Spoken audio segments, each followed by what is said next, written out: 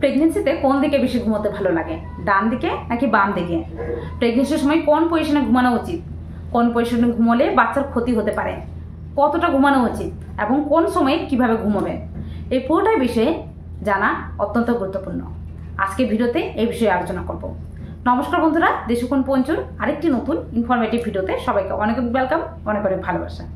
প্রতিদিনের মতো আরেকটি ইনফরমেটিভ ভিডিও নিয়ে আপনাদের সামনে চলে এসেছি। অবশ্যই ভিডিওটি প্রথম থেকে শেষ পর্যন্ত দেখুন, আশা করি আপনাদের জন্য অনেকটাই হেল্পফুল হবে।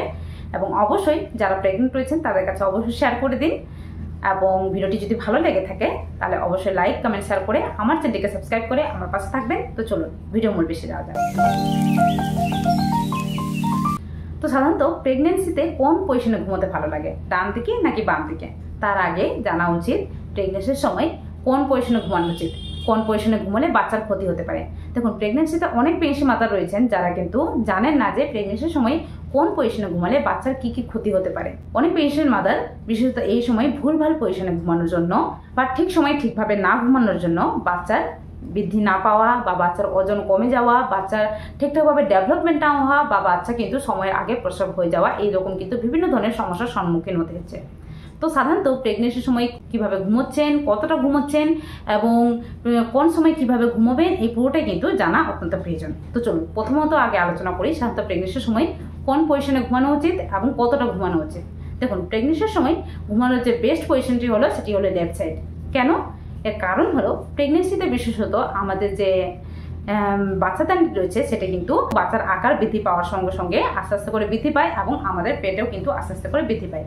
যার কারণে পেটের নিচে মানে বাচ্চাদানির আর নিচে এবং মেরুদণ্ডের ঠিক উপরে আমাদের যে মহাধমনী এবং ইনফেরিয়র ভেনা কাভা রয়েছে, যেটি কিন্তু হার্ট থেকে ব্লাড সঞ্চালিত করে আমাদের নিচের শরীরে সঞ্চালন করে, নিচের শরীরে রক্তের সরবরাহ করে এবং নিচের শরীর থেকে দূষিত রক্ত আমাদের হার্টে নিয়ে যায়। তো স্বাভাবিকভাবে এই এওটা এবং ইনফেরিয়র ভেনা কাভা যাতে ঠিকঠাকভাবে কাজ করতে পারে তার জন্য কিন্তু বিশেষত প্রেগনেন্সির সময় প্রত্যেকটা প্রেগনেন্সি মাদারকে লেফট সাইডে ঘুমোতে বলা হয় থাকে। এর কারণ হলো ইনফেরিয়র ভেনা কাভা এবং এওটা কিন্তু বেশি অনেকটাই রাইট সাইডে দিকে একটু কাত হয়ে থাকে এবং এই রাস্তাটি যাতে পুরোপুরি ক্লিয়ার থাকে এবং এক্ষেত্রে বাচ্চার শরীরে যাতে ঠিকঠাকভাবে রক্ত সরবরাহ হতে পারে, ঠিকঠাকভাবে নিউট্রিশন সাপ্লাই হতে পারে, ঠিকঠাকভাবে অক্সিজেন সাপ্লাই হতে পারে, সেক্ষেত্রে কিন্তু প্রত্যেকটা প্রেগনেন্সি মাদারকে বলা হয় থাকে যে প্রেগনেন্সির সময় অন্তত পক্ষে লেফট সাইড হয়ে বেশিরভাগ সময় ঘুমাবেন। তবে সাধারণত কখনো কখনো রাইট সাইডেও ঘুমোতে পারেন। তবে প্রথমেই আগে বলে দিই যে প্রেগনেন্সির সময় সাধারণত কোন সময় কিভাবে ঘুমায়। দেখুন, প্রেগনেন্সির সময় প্রথম ট্রাইমেস্টারে দেখুন যে কোনো পজিশনে ঘুমোতে পারেন, সে লেফট সাইড হোক, রাইট সাইড হোক, উপর হয়ে হোক বা চিত হয়ে হোক, যে কোনো পজিশনে ঘুমোলে এক্ষেত্রে বাচ্চারও কোনো রকম ক্ষতি হয় না, আপনার ক্ষেত্রেও কোনো রকম ক্ষতি হয় না। এর কারণ হলো এই সময় বাচ্চার আকার অতিরিক্ত ছোট থাকে, যার কারণে কিন্তু কোনো রকম প্রেশার কিন্তু আমাদের এওটা এবং ইনফেরিয়র ভেনা কাভাতে পড়ে না।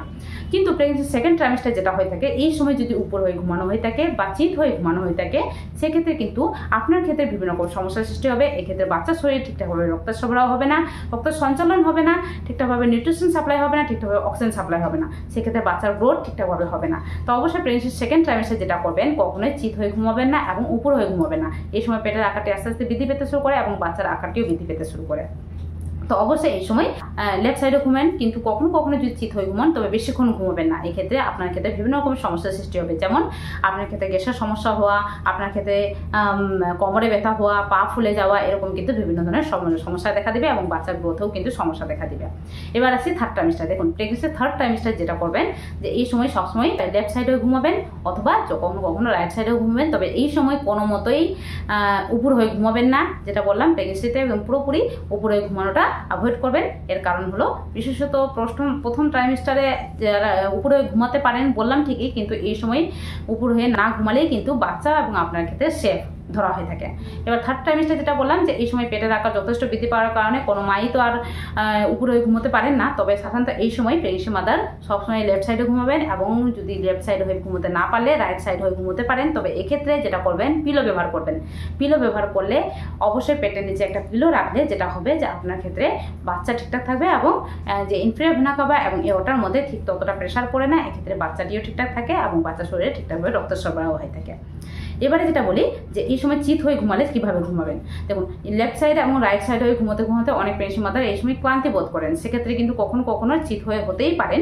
তবে সাধারণত যে বিষয়টি খেয়াল রাখবেন সেটি হলো পিঠের নিচে বা ব্যাক সাইডে কিন্তু একটি পিলো রাখবেন বা বালিশ রাখবেন, সেটি অবশ্যই রাখা উচিত এবং হালকা পরিমাণে একটু উঁচু করে থাকবেন। মানে পিলো রাখলে হালকা পরিমাণে একটু উঁচু হয়ে যাবেন, সেক্ষেত্রে রক্ত সরবরাহ ঠিকঠাক হবে। এবং দুটো পায়ের নিচেও কিন্তু একটি পিলো রাখবেন বা বালিশ রাখবেন, সেক্ষেত্রে পাটি উঁচু থাকলে এক্ষেত্রে আপনার ক্ষেত্রে ঠিকঠাক হবে এবং ঘুমানো পজিশনটিও কিন্তু ঠিকঠাকভাবে থাকতে পারবেন এবং বাচ্চার শরীরেও কিন্তু ঠিকভাবে রক্ত সঞ্চালন হবে। এক্ষেত্রে বিশেষত অনেক প্রেগনেন্সি মাদার যেটা বলে থাকেন যে এই সময় ঘুমের সমস্যা হয়ে থাকে। দেখুন, প্রেগনেন্সি এই সময় বিশেষত প্রত্যেকটা প্রেগনেন্সি মাদারকে দিনে 8 থেকে 10 ঘন্টা অবশ্যই ঘুমানো উচিত। ঘুমের সমস্যা হলে এক্ষেত্রে কিন্তু বাচ্চার ক্ষেত্রে বিভিন্ন রকম সমস্যা দেখা দেবে। যেটা বললাম যে বাচ্চা কিন্তু ঠিকঠাকভাবে বৃদ্ধি পাবে না, বাচ্চা কিন্তু খিটখিটে মেজাজের হবে এবং আপনিও কিন্তু খিটখিটে মেজাজের হবেন। প্রেগনেন্সির সময় আপনার হেলদি থাকা অত্যন্ত প্রয়োজন বাচ্চা ঠিকঠাকভাবে ডেভেলপমেন্টের জন্য। তো অবশ্যই প্রেগনেন্সির সময় রেস্ট নেওয়া প্রয়োজন। দেখুন, রাতের বেলা যেটা করবেন যে অন্ততপক্ষে 8 ঘন্টা ঘুমাবেন এবং দিনের বেলা অন্ততপক্ষে 1 থেকে 2 ঘন্টা অবশ্যই রেস্ট নেবেন।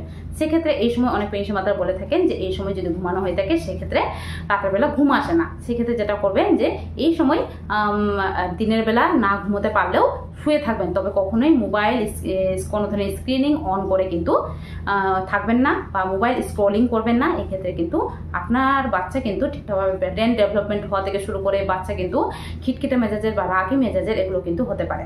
তো অবশ্যই এরকম সমস্যা কিন্তু দেখা দিতে পারে। তো প্রেগনেন্সির সময় যতটা পারবেন মোবাইল, ল্যাপটপ, ফোনস এগুলো কিন্তু যতটা পারবেন দূরে রাখবেন। এবারে আছে সাধারণত প্রেগনেন্সির সময় ঘুমের সমস্যা হলে কি করবেন। প্রেগনেন্সির সময় ঘুম অত্যন্ত প্রয়োজন, অন্ততপক্ষে যেটা বললাম 8 থেকে 10 ঘন্টা। তো এই ক্ষেত্রে ঘুমের সমস্যা হলে যে টিপসগুলো ফলো করবেন সেটি হলো প্রেগনেন্সির সময় বিশেষত রাতের বেলা বেশি পরিমাণে জল খেলে আপনার ঘুমের বেশি ব্যাঘাত ঘটে, সেক্ষেত্রে ঘুম ঠিকঠাক হয় না। তার জন্য যেটা করবেন, ঘুমোতে যাওয়ার আগে মানে সন্ধ্যা থেকে জলের পরিমাণ কমিয়ে দিবেন। মানে সারাদিনে জলের পরিমাণ ঠিকঠাক রাখবেন, সন্ধ্যা থেকে জলের পরিমাণ হালকা পরিমাণে কমিয়ে দিবেন। দেখুন, কোনো ধরনের ডাবের জল বা কোনো ধরনের ফলের জুস যদি খেয়ে থাকেন সেটি অবশ্যই সকালবেলা খাওয়ার পরেই খাবেন, মানে দুপুরবেলায় খাবেন। সন্ধ্যাবেলা যদি খাওয়া হয়ে থাকে সেক্ষেত্রে আপনার ক্ষেত্রে ইউরিনের ফ্রিকোয়েন্সি বাড়িয়ে দেয়। তো এই জিনিসটি খেয়াল রাখবেন। তাছাড়াও ঘুমোতে যাওয়ার আগে বিশেষত ইউরিন করে তারপরে ঘুমাবেন, মানে আপনার যে ব্লাডারটি রয়েছে সেটিকে খালি করে ঘুমাবেন। এছাড়াও ঘুমোতে যাওয়ার আগে মানে রাত্রেবেলা যে খাবারটি রয়েছে সেটি কিন্তু কখনোই হেভি খাবার খাবেন না, হালকা পরিমাণে খাবেন এবং কোনো ধরনের স্পাইসি বা বেশি রিচ জাতীয় খাবার খাবেন না। সেক্ষেত্রে আপনার ক্ষেত্রে অস্বস্তিকর সৃষ্টি হবে, সেক্ষেত্রে ঘুমের ব্যাঘাত ঘটবে। আরেকটি যে জিনিসটি হলো সেটি হলো এই সময় কোনো ধরনের টাইট কাপড় পরে ঘুমোবেন না। টাইট কাপড় পরলে বা কোনো ধরনের সালোয়ার বা পেটিকোট যদি টাইটভাবে বেঁধে ঘুমোলে সেক্ষেত্রে আপনার ক্ষেত্রে যেটা সমস্যা হবে যে আপনার ক্ষেত্রে নিঃশ্বাসের সমস্যা হবে, বুক জ্বালার সমস্যা হবে এবং ঘুমের সমস্যাও হবে। সেক্ষেত্রে যেটা করবেন, কোনো ধরনের ব্রা বা কোনো ধরনের পেটিকোট পরে কিন্তু ঘুমোতে যাবেন না। ব্রা রাত্রেবেলা বিশেষত ব্রা খুলেই ঘুমোতে পারেন, সেক্ষেত্রে আপনার ক্ষেত্রে কমফোর্টেবল ফিল হবে বা লুজ ব্রা পরবেন। এবারে আছে সাধারণত এই সময় আরেকটি যে জিনিসটি মনে রাখা অত্যন্ত প্রয়োজন সেটি হলো প্রেগনেন্সির সময় কোনো ধরনের স্ট্রেস নেবেন না, কোনো ধরনের চিন্তা, কোনো ধরনের টেনশন করলে আপনার ক্ষেত্রে ঘুমের বিশেষ ধরনের ব্যাঘাত ঘটে। প্রেগনেন্সির সময় যতটা পারবেন পজিটিভ থাকবেন, আপনার ক্ষেত্রে ভালো এবং আপনার বাচ্চার জন্য ভালো, বাচ্চার ডেভেলপমেন্টের জন্য ভালো। এবারে আছে সাধারণত অনেক প্রেগনেন্সি মাতা রয়েছেন যারা কিন্তু বলে থাকেন যে প্রেগনেন্সির সময় হঠাৎ করে যদি চিত হয়ে যায় বা উপর হয়ে যায় সেক্ষেত্রে বাচ্চার ক্ষেত্রে কি অনেক বড় ক্ষতি হয়ে যাবে। দেখুন, প্রেগনেন্সির সময় যদি ঘুমোতে হঠাৎ করে যদি চিত হয়ে যান বা উপর হয়ে যান সেক্ষেত্রে বাচ্চার ক্ষেত্রে ঠিক তেমনটা অসুবিধা হয় না। এক্ষেত্রে প্রথমত আপনার ক্ষেত্রে সমস্যা হবে, এক্ষেত্রে আপনার ক্ষেত্রে অনেক রকমের সমস্যা দেখা দিবে, যেমন নিঃশ্বাস নেওয়ার সমস্যা, অস্বস্তি করে সমস্যা দেখা দিবে, তারপরেই কিন্তু বাচ্চার ক্ষেত্রে সমস্যা হয়। তো প্রথমত আপনি যদি হঠাৎ করে হয়ে যান সেক্ষেত্রে কোনো ক্ষতি হয় না। হঠাৎ করে হয়ে গেলে ঘুম ভেঙে গেলে আবার ঠিক পজিশনে চলে আসুন। তবে এক্ষেত্রে যে টিপসটি ফলো করে রাখবেন সেটি হলো প্রেগনেন্সির সময় লেফট সাইডে ঘুমাবেন এবং লেফট সাইডে ঘুমানোর পরে ব্যাক সাইডে একটি পিলো নিয়ে নেবেন। সেক্ষেত্রে আপনার পাশ ফিরে গেলেও বাচ্চা বিশেষত উপর হয়ে বা চিত হয়ে ঘুমানোর সম্ভাবনাটা অনেকটাই কমে যায়। এবারে আসি সাধারণত প্রেগনেন্সির সময় অনেক প্রেগনেন্সি মাতা রয়েছেন যারা কিন্তু প্রেগনেন্সির সময় ডান সাথে বেশি ঘুমোতে ভালো লাগছে নাকি বাম পাশে বেশি ঘুমোতে ভালো লাগছে, এটি দেখে অনুমান করে থাকেন এটি ছেলে সন্তান অথবা মেয়ে সন্তান হওয়ার লক্ষণ। বিশেষত আমার প্রেগনেন্সির সময় বলা হতো প্রেগনেন্সির সময় ডান পাশে বেশি যদি ঘুমানো হয়ে থাকে সেক্ষেত্রে এটি কিন্তু ছেলে সন্তান হওয়ার লক্ষণ, আর যদি বাম পাশে বেশি ঘুমাতে বেশি ভালো লাগে তাহলে এটি কিন্তু মেয়ে সন্তান হওয়ার লক্ষণ। দেখুন, প্রেগনেন্সির সময় কোন পাশ ফিরে ঘুমাতে ভালো লাগে এটি ম্যাটার করে না, সবচেয়ে আগে ম্যাটার করে সেটি হলো কোন পাশ ফিরে ঘুমোলে বাচ্চা ঠিকঠাক থাকবে, কোন পজিশনে ঘুমানো উচিত। প্রেগনেন্সির সময় যেটা বললাম যে লেফট সাইডে ঘুমানো উচিত, এবং লেফট সাইডে ঘুমোলে বাচ্চা ঠিকঠাক থাকে, বাচ্চার শরীরে ঠিকঠাকভাবে অক্সিজেন সাপ্লাই হয়, ঠিকঠাকভাবে নিউট্রিশন সাপ্লাই হয়, বাচ্চা কিন্তু ঠিকঠাকভাবে ডেভেলপমেন্ট হতে পারে, বাচ্চার ওয়েট ঠিকঠাক থাকে। এক্ষেত্রে আপনি যদি ভুলভাল পজিশনে ঘুমো থাকেন, সেক্ষেত্রে বাচ্চা কিন্তু কম ওজনের বা সময়ের আগে কিন্তু প্রসব হয়ে যাওয়ার সম্ভাবনা থাকে। তো অবশ্যই এই জিনিসটি খেয়াল রাখবেন। তবে সাধারণত প্রেগনেন্সির সময় অনেক প্রেগনেন্সি মাদার হতেও পারে যে ডান পাশে বেশি ঘুমোতে ভালো লাগছে, অনেক প্রেগনেন্সি মাদার হতেও পারে যে বাম পাশে বেশি ঘুমোতে ভালো লাগছে। তবে চেষ্টা করবেন সবসময় বাম পাশ পেরে ঘুমানোর। এবং অনেক প্রেগনেন্সি মাদার ক্ষেত্রে যেটা হয়ে থাকে যে থার্ড ট্রাইমেস্টারে ঘুমোতে বেশি সমস্যা হয় লেফট সাইডে। সেক্ষেত্রে আপনার ক্ষেত্রে কিন্তু এটি কিন্তু প্র্যাকটিস হয়ে যাবে। প্রেগনেন্সির প্রথম মাস থেকে যদি ঘুমিয়ে থাকেন বাম পাশ পেরে, সেক্ষেত্রে প্রেগনেন্সির থার্ড ট্রাইমেস্টারে কিন্তু আপনার ক্ষেত্রে ঘুমানোর তেমন কিন্তু সমস্যা হবে না। তো অবশ্যই এই বিশেষ জিনিসটি খেয়াল রাখবেন। তবে এটি দেখে ছেলে সন্তান অথবা মেয়ে সন্তান নির্ধারণ করা, এটি মনে করলে করতে পারেন, অনেক প্রেগনেন্সি মাদারের ক্ষেত্রে হতেও পারে হয়ে গেছে। তবে সাধারণত সেক্ষেত্রে যেটা বলবো যে এই সময় প্রধান যে বিষয়টি হলো সেটি হলো বাচ্চা ঠিকঠাক ডেভেলপমেন্ট ঠিকঠাকভাবে বৃদ্ধি পাওয়ার জন্য আপনার এই জিনিসটি মনে রাখা প্রয়োজন যে আপনাকে সবসময় লেফট সাইডে ঘুমোতে হবে। এবং এক্ষেত্রে আপনার ছেলে সন্তান হতে পারে, মেয়ে সন্তানও হতে পারে, এটি কোনো মতেই নির্ধারণ করা যায় না। বিশেষত এর কিন্তু কোনো রকম সায়েন্টিফিক রিজন বা কোনো সায়েন্টিফিক প্রমাণ নেই। তো অবশ্যই প্রেগনেন্সির সময় যতটা পারবেন স্ট্রেস ফ্রি থাকবেন, টেনশন করবেন না। এই সময় সবসময় চেষ্টা করবেন লেফট সাইডে ঘুমানোর। কখনো ডান পাশ হতে পারেন, তবে অবশ্যই পিলো ব্যবহার করবেন। এই বিশেষ জিনিসটি খেয়াল রাখবেন। তাছাড়াও প্রেগনেন্সির সময় বাচ্চা ঠিকঠাকভাবে বৃদ্ধি পাচ্ছে কিনা, বাচ্চার ডেভেলপমেন্ট ঠিকঠাক হচ্ছে কিনা, তার জন্য ডাক্তারবাবু পরামর্শ অবশ্যই মেনে চলবেন। এই সময় কোনো ধরনের সমস্যা হলে অবশ্যই ডাক্তারবাবুর কাছে যাবেন, বা ঘুমের বেশি পরিমাণে সমস্যা হলে অবশ্যই ডাক্তারবাবুর কাছে যাবেন। তো চলুন দেখা হবে আরেকটি নতুন ভিডিওতে। আজকের জন্য টাটা, সবাই ভালো থাকবেন, সুস্থ থাকবেন, সাবধানে থাকবেন।